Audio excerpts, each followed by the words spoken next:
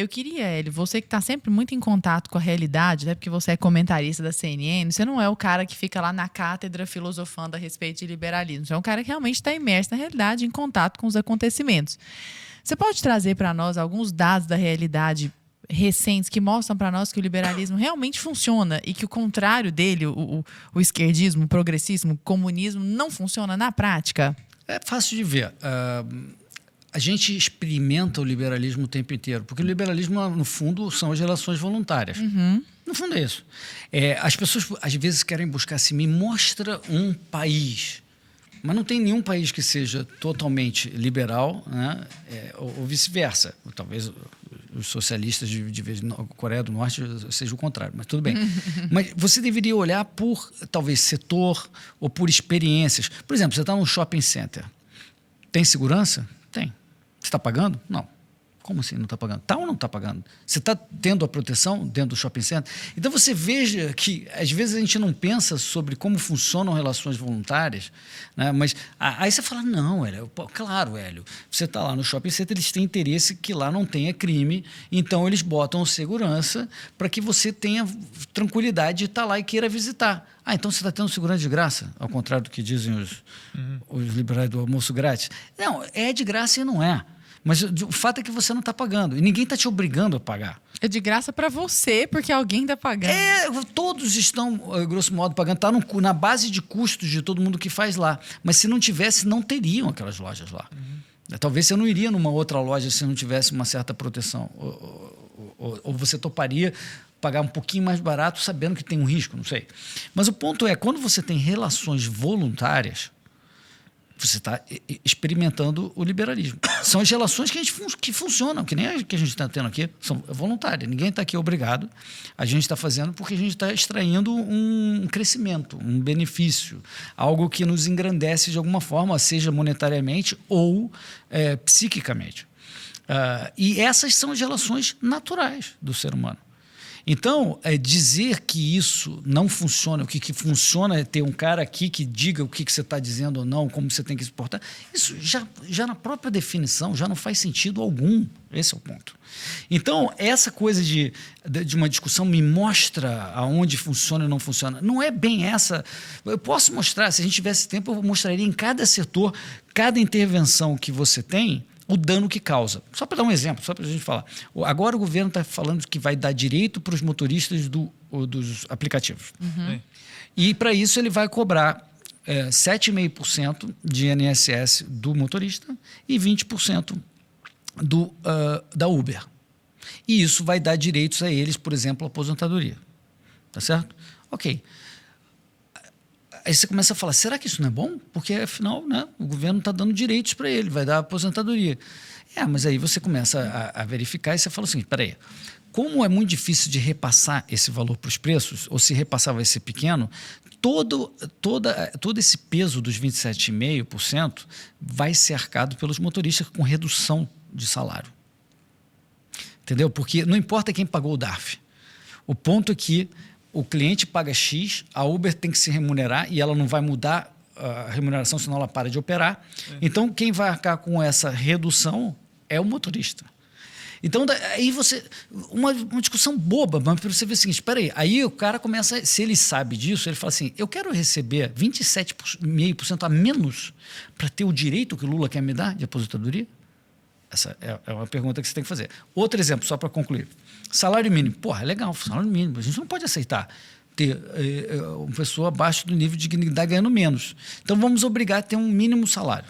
Perfeito. Agora, pense no seguinte, vamos dizer, o salário agora é R$1.500. Não. Ok. Imagina um garoto do interior do Maranhão que, entrando no mercado de trabalho sem muito treinamento, com uma educação deficiente, ele não consegue agregar para o seu empregador mais do que R$1.000. Se o salário mínimo for 1.500, o empregador vai contratá-lo ou não? Provavelmente não. Se ele só agrega 1.000. Sim. E se é proibido você contratar por menos de 1.500, por mais difícil seja essa situação, esse exemplo que eu esteja dando, ele é bem real no Nordeste, lugares mais pobres do Brasil, não vale nada para São Paulo, onde todo mundo agrega mais que 1.500. mas para lá é uma situação. O que você está dizendo de fato? Você está tentando ajudar as pessoas menos qualificadas e você está condenando elas à morte. Ou está condenando elas a fazer algo ilegal, arriscando serem presas ou o empregador dela ser preso. Então você vê, isso é o liberalismo na prática. Ela vai querer trabalhar, o empregador às vezes quer contratar aquela pessoa, só que não, isso. E como não tem como pagar o mínimo ali, né? Como seria na prática, normalmente? Ele pagaria 1.000, daria condições para essa pessoa crescer, pagaria provavelmente a educação dela, treinaria ela na empresa, que é o que mais acontece. E aí ela daqui a pouco estaria agregando ao seu empregador 2.000, 3.000, 4.000 e ela seria, a empresa não é porque faz boazinha não, ela seria obrigada a pagar porque aquela pessoa passaria a valer no mercado isso. Você vale o que você alguém agrega. Alguém tomaria ela. Claro, alguém tomaria. A gente está falando coisas óbvias que pode ser acusado de técnico, né? Mas veja que a discussão moral está totalmente embutida nela. Totalmente embutida. Você está proibindo a pessoa de contratar a outra e você está jogando a pessoa no ralo. Sabe o que eu fico louco, Hélio, de pensar nessas questões? Cara, é racional, é muito óbvio certas coisas. Tudo isso que a gente está falando, os exemplos que você tá dando aqui, cara, é palatável, sabe? E eu me lembro quando eu comecei na minha jornada pessoal, assim, porque eu fui um cara de esquerda. Entendeu? Ah, é? Eu tenho. Meu passado me condena, eu já voltei no PSOL, pô. Entendeu? Tá vendo? Então, assim. E aí eu comecei a minha jornada, comprava os livros e tal. E eu me lembro, cara, de um livro, 2 livros até, que mudaram muito a minha mentalidade. O primeiro foi o Anatomia do Estado, do Rothbard, que, cara, é um livretinho que tu lê, pô, numa ida ao banheiro, você lê esse livro, pelo amor de Deus, entendeu? E o outro é A Lei, do Bastiat. Nossa, você pegou que, pô, o A Lei, cara, quando você enxerga publicados pelo Instituto Mises e pela Sim, LVM. eu li, inclusive, pelo Mises. E aí, cara, quando você pega aquilo e você enxerga, e quando cai o véu, quando você vê, não tem como desver mais, entendeu? É verdade. É igual algumas coisas, por exemplo, que você não pensa, o lance do imposto, por exemplo, 2 impostos aí que são uma loucura, que é o IPTU e o IPVA. Pô, você paga um aluguel anual para o Estado para você poder utilizar o seu carro e a sua casa. Mas o carro e a casa já são seus. Então, eles podem tomar o carro de você se você não pagar um imposto que foi inventado porque é para cuidar da rua. E, na real, tipo, é usado para gerar caixa, assim, né? Para tapar buraco só da rua. Então, cara, não faz sentido nenhum. Se fosse com um eletrodoméstico, comprei uma torradeira, aí o Estado chega, o IDT, sei lá, o IST, o imposto sobre a torradeira. 5% do valor dela e anualmente. aí, se você não pagar o IST, que eles botam a sigla bonitinha, entendeu? Eles podem tomar a torradeira de você. Faz algum sentido? Não faz. Então, por que com a casa e com o carro faz, entendeu? Sabe como é que é na Flórida? Assim, se o carro pesa até 4.000 pounds, eu estou dando números aproximados, é $90.